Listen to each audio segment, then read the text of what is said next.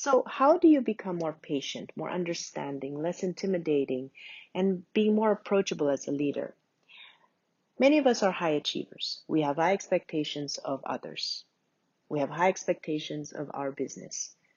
And we have super high expectations of us, ourselves. Now, as high achievers, we need to understand a few things. Number one, the key to unhappiness is high expectations.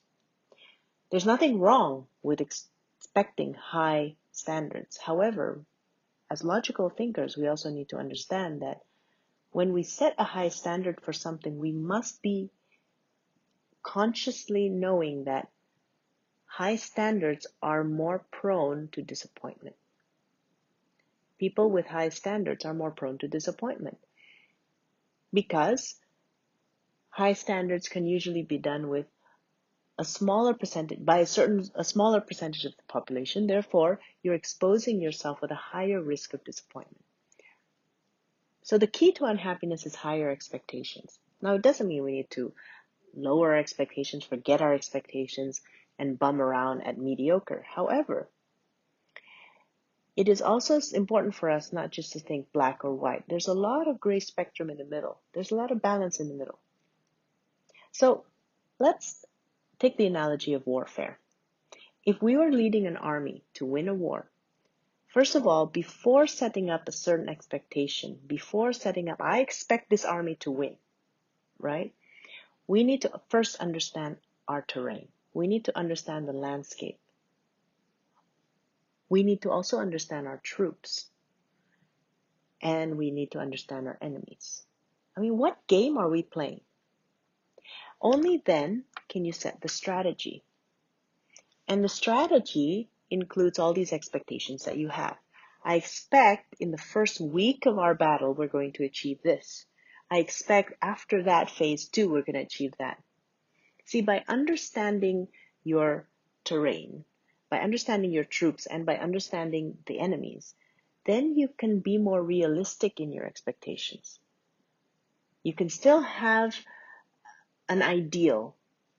However, that ideal needs to be achieved step by step, and you need to understand and map out what that step by step look like.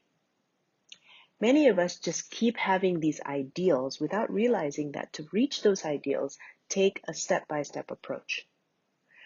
So, step 1, perhaps, is a pretty mediocre goal simply because the level of troops you have, for example, is mediocre or low skilled, or they need more guidance than you expected.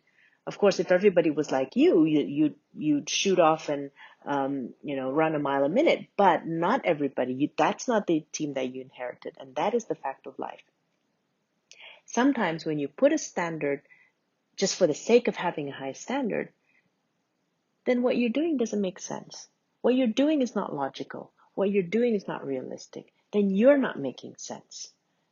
Because it's not just about having high standards. It's about understanding how to achieve that step by step.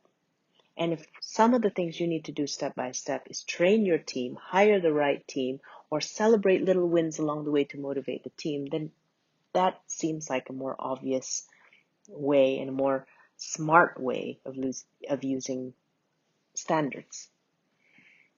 Second thing is also timeline. A timeline, yes, you can argue that there's lots of external pressure, why we need to do it, then okay, fine. If there is lots of external pressure, then what is the speed of your internal people development and people resource development so that you can achieve that? If you do want an aggressive timeline, then you need to be aggressively developing your people as well. Then your leadership team needs to be top notch because you don't have the timeline. So it's not just pressuring the people, but it's about pressuring yourself to become a better leader faster. Yeah, because we have a timeline, right? Great. The second aspect is differentiate satisfaction and gratitude. You may not be satisfied with what you have because you have other goals. However, are you grateful for what you have achieved? Now, why is this important?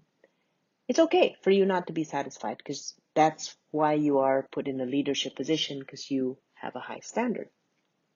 However, in achieving that high standard, we need a process. We determine that. And gratitude, if we can have the energy of gratitude every day to reward and recognize small wins, what it does is it fuels motivation to do more. Jack Welch also said, what gets rewarded gets repeated. And people who fail to reward small wins, leaders who so-called have high standards and expectation as an excuse, all they do is more type of leadership. That's not good enough. That's more. We need more. What they do is they actually press down the self-confidence of the team. You think you're building up the team. No, you're actually putting additional stress. At first, it may seem fun to achieve more. But if you have progressed and there's no celebration or recognition, and all you can do is put additional requests for more and more and more, what it does is it creates burnout. It creates stress. And often it just becomes a pain in the bum. So it is human nature to want to be recognized. If we look at the theory of human needs, right? Yes, after all the basic needs is fulfilled, people need relationships. People need to be associated. People need to be liked. People need to be connected. And after that, after they get all that, what do they need? They need self-esteem. People need to feel that they are important, what they do matter, to feel that they're appreciated. And after they get the self-esteem, then people are ready to enter self-actualization. Only when they feel like they can do it, when they feel they've got the emotional support and connection with the relationships, and then when they feel like they've got the enough wins under their belt to say, yes, I can do it, then they dare themselves to say self-actualization.